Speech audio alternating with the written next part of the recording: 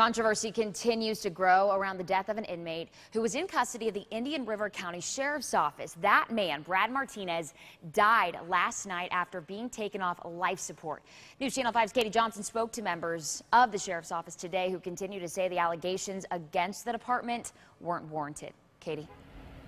Well, the medical examiner here in Indian River County will begin an autopsy tomorrow on Brad Martinez to determine what led up to his death. Meanwhile, those close to him are questioning videos released by the sheriff's office that captured the moments leading up to his hospitalization. Here's the video in question. It starts off with several inmates getting put into the back of a van on its way to jail from court. Martinez was put into his own section of the van, authorities say, because he wasn't wearing the uniform worn by prisoners. He was in his own clothes. What you don't see is him physically getting into the van while escorted by a deputy. The video appears to freeze. Martinez's friends claim a deputy seen in the video gives a signal to cut the video to whoever may be in charge of the cameras. The sheriff's office saying that's not the case.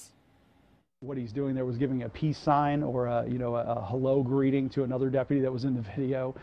There's no, nothing edited about that video in any way whatsoever. It'll be a few weeks before we know what killed Martinez. His family is considering having an independent autopsy done on him as well. Meanwhile, his friends are speaking out on what they believe is behind his death. Hear more about that coming up all new at 6. Live in Vero Beach, Katie Johnson, WPTV News Channel 5. Case closed. That's what the sheriff's office says in the death investigation of a man who died while in the custody of Indian River County transport deputies. Sheriff Darrell Lohr today saying there's no reason to believe those deputies had anything to do with the death of Brad Martinez 2 months ago.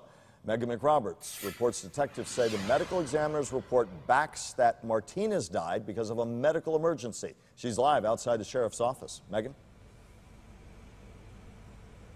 Well, detectives say this medical examiner's report is one of the most important pieces of the puzzle in determining how Brad Martinez died. They interviewed other deputies. They interviewed even inmates in that transport van with him, but now they have medical evidence to support that there was no wrongdoing. This transport van is where deputies say Brad Martinez was sitting when he fell unconscious 2 months ago on his way to jail. During an 8-minute ride, a medical examiner says Martinez's heart stopped and he stopped breathing. A reaction, he says, to stress, high blood pressure, and prescription Adderall. This is not from any kind of struggle or anything of that nature. Dr. Roger Middleman conducted the autopsy on Martinez. It's science that he hopes silences skeptics who say deputies seen in surveillance video trying to help him may have caused his injuries. Martinez seen with red lines around his neck and bulging eyes. Friends and family say shows he was strangled. Well, I don't think that the totality of these findings are that of strangulation. Middleman says the lines were likely from deputies pulling Martinez's shirt collar to get him out of the van to start CPR. But his fiancée told us this week it's no coincidence to her that he had a medical episode while in custody.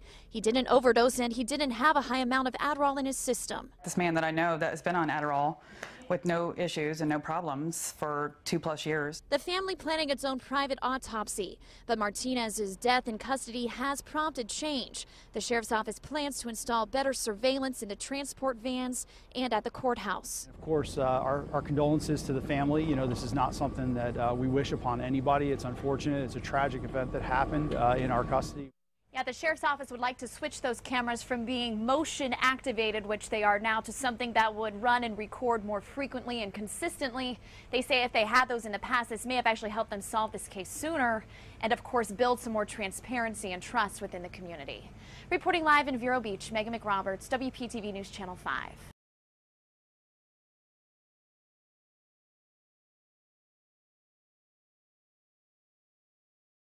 Sheriff and deputy are cleared in 2015 death of a prisoner.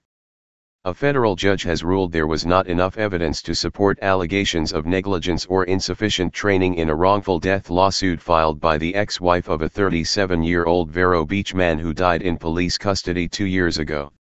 U.S. District Court Judge Donald Middlebrooks, who previously dismissed 3 of the 7 counts in the lawsuit, issued a summary judgment order in favor of the defendants, Sheriff Darrell Lohr and Deputy Christopher Sharkey, on the remaining counts last week. That means the case is closed and will not go to trial, unless Middlebrook's rulings are successfully appealed. The lawsuit was brought by Jill Alexander as representative of the estate of Mitchell Brad Martinez, who was found unconscious and unresponsive after being transported from the county courthouse to the county jail in a van driven by Sharkey on May 29, 2015. He died 4 days later at the Indian River Medical Center. Kevin Smith, Alexander's West Palm Beach-based attorney, said Monday he will file an appeal with the U.S. Court of Appeals 11th Circuit in Atlanta. "We feel we have sufficient facts to get to a jury," Smith said. "I'm not going to get into specifics because we're going to appeal it and it's an open case." Chief Medical Examiner Roger Middleman conducted an autopsy on Martinez and, according to court records, determined the cause of death to be cardiac dysrhythmia due to an adverse reaction to Adderall, a drug often prescribed for attention deficit disorder. However, a private pathologist, hired by Martinez's mother, performed a second autopsy and countered Middleman's opinion, stating that the primary cause of death was a short period of blunt force trauma to the neck, consistent with contact with a strap or belt. However, in making his rulings, Middlebrooks found that there was no evidence from which a reasonable jury could find that Sharkey acted in bad faith or with malicious purpose or took any actions with evil intent toward Martinez, used physical force against Martinez, attempted to injure him through his driving, or made any stops during the 8-minute drive to the jail, acted with wanton and willful disregard for Martinez's rights or safety, or that the deputy drove in a manner that would put an unbuckled passenger at risk of injury, much less that he did so intentionally. In addition, Middlebrooks rejected Alexander's allegation that Sharkey acted with deliberate indifference to a risk that Martinez would take his own life, writing, "There is no evidence that Martinez had ever threatened or attempted suicide, or had been considered a suicide risk. Furthermore, the undisputed evidence show that all deputies that had contact with Martinez reported that he appeared to be fine." Middlebrooks also dismissed Alexander's claim that Lohr's negligence in training and supervising Sharkey, who became a transport deputy in August 2010, made the sheriff vicariously liable for Martinez's death. The judge cited testimony that Sharkey had consistently demonstrated good knowledge of policies and jail rules, exhibited good judgment, made sound decisions, and correctly performed his duties, and that he was noted to place security and safety at the top of his priorities. There was no evidence, Middlebrooks wrote, that Lohr had any actual or constructive notice of problems with Sharkey's fitness as a deputy. The court's ruling shows what we knew all along, that our deputies did nothing but try to save Mr. Martinez's life when they found him unresponsive, Lohr said. Deputy Sharkey and everyone who assisted with CPR that day are to be commended. Sharkey could not be reached for comment. Martinez, who was charged with 3 counts of aggravated assault in April 2013, was out on bail 25 months later when Circuit Judge Robert Pegg revoked his bond for contacting the victim in the case. Remanded back into the custody of the sheriff's office, Martinez was still in street clothes when he was handcuffed in front of his body and his legs were placed in shackles. He and 7 other inmates were loaded into a transport van at the courthouse. Martinez was placed in a separate compartment, where neither deputies nor the inmates would have access to him during the short trip to the jail. Middlebrooks' ruling describes in detail the loading process and disputes Alexander's claim that Sharkey left the Sally Port for several minutes, writing in a footnote that video evidence conclusively shows Sharkey returned after only 55 seconds. It also addresses the 69-second freeze in the Sally Port video immediately after Sharkey opened the door to the forward compartment for Martinez, a glitch that prompted suspicion of a cover-up. However, Middlebrooks stated that the security camera in the hallway connecting the holding area to the Sally Port shows Sharkey walking back into the holding area only 14 seconds after the Sally Port video froze. When the Sally Port video resumes, the door of the front compartment of the van was closed with Martinez inside, Middlebrooks wrote. The holding area video shows that no person went into or out of the Sally Port via the holding area, and no inmate exited the van, during the time Deputy Sharkey left the Sally Port. The judge stated that Sharkey did not restrain Martinez with a lap belt because deputies usually give inmates the option of buckling themselves in, adding, "It is undisputed that Deputy Sharkey's entire interaction with Martinez at the courthouse was limited to telling him to watch his step getting into the van, Martinez stepping into the van, Martinez sitting on the bench and Deputy Sharkey closing the door." Middlebrooks described the drive from the courthouse as normal, without any unusual stops or detours. He wrote that Sharkey did not hear kicking or banging coming from inside the van, nor did the deputy hear inmates in the rear compartment make noise to get his attention. Also, Sharkey was unable to see Martinez through the window in the front compartment because several years prior, for security reasons, a black plastic bag had been taped over the window to prevent inmates from seeing where they were going, the judge stated. In his order, Middlebrooks noted that 4 of the 7 inmates in the rear compartment heard Martinez coughing and hacking during the trip. 2 of them said it sounded as if Martinez was struggling to breathe, though one said it was for 5 minutes while the other said it was for 10 to 15 seconds. 2 others said they heard him coughing and making noises throughout the trip. One of the latter 2 inmates said it sounded like Martinez was choking and having a seizure. Middlebrooks wrote that the 3 other inmates said they did not hear any noises from the front compartment, and that none of the inmates did anything as a result of hearing the noises to alert Sharkey to a potential problem.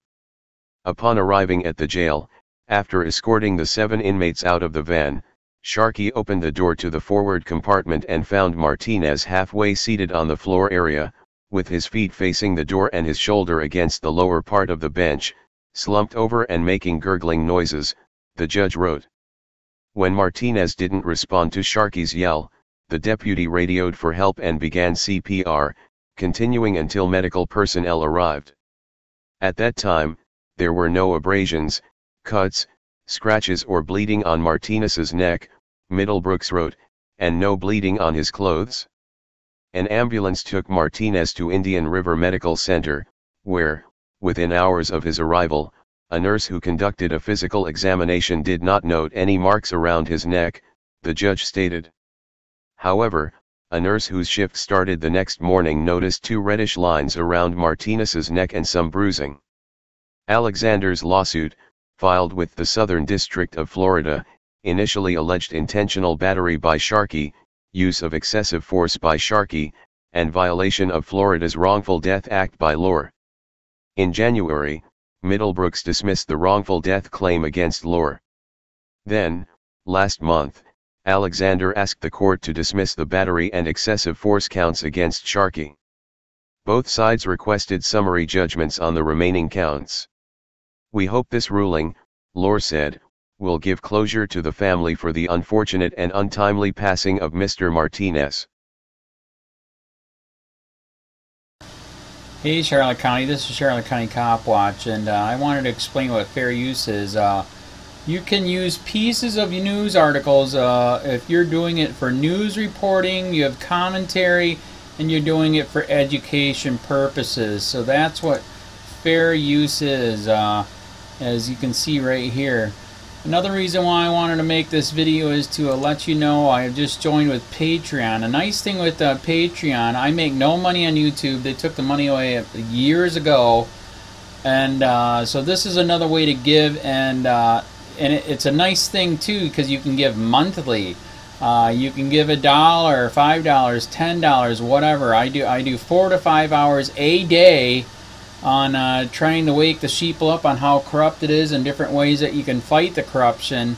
So Patreon is a way that you can do it, and then of course the old way is still there. Donate to Sheriff County Cop Watch with PayPal or credit card. So keep that in mind. 4 to 5 hours a day. I make no money, but the corruption happened to me and I'm sick of it, so I'm trying to wake people up. But my wife would love it if if we could get some help out there. There's 47,000 subscribers. Just think if each one of you subscribers just gave let's say actually yes, $1 a month. 47,000 subscribers gave $1 a month. That would be awesome. That's not going to happen. But anyways, That would be great if it did happen, but you know, do the math in your head. Just think about it. Like I said, 4 to 5 hours a day. I get no money from YouTube. YouTube has gone nuts. You can't do anything anymore. They're taking the money away everywhere. So these are a couple different ways that you can still help out with all this time that I put in. And as you know, I'm in a special situation where, you know, at least I can do it. You know, 4 to 5 hours a day. We have a cleaning company during the day. That's what allows me to do this, and we're debt free. So this is my hobby. I don't go fishing and all that other crap. I try to save the world. So help me out to make the wife happy, man. In fact, if you guys did give $1 a day, and there was 47,000 of you, and you did it, and each of you gave $1, and that was every month, oh my God, yes, I could quit. I could start suing them. Another idea, too, that we have is, you know, if I got, you know, some funds, we could actually contact everyone that has been ticketed and or arrested and put in jail and start sending them postcards to let them know we're here, and to see if everything went all right, and if it didn't, find out their story. So we could even do more investigations and more lawsuits. Lawsuits take money. So just think about that. You know, 47,000 of you so far right now. You know, $1 a day. I mean, $1 a month on Patreon, or $5 a month Patreon, 10, 20, whatever. Just do the math in your head. Help out. This is a lot of work every single day. Thanks.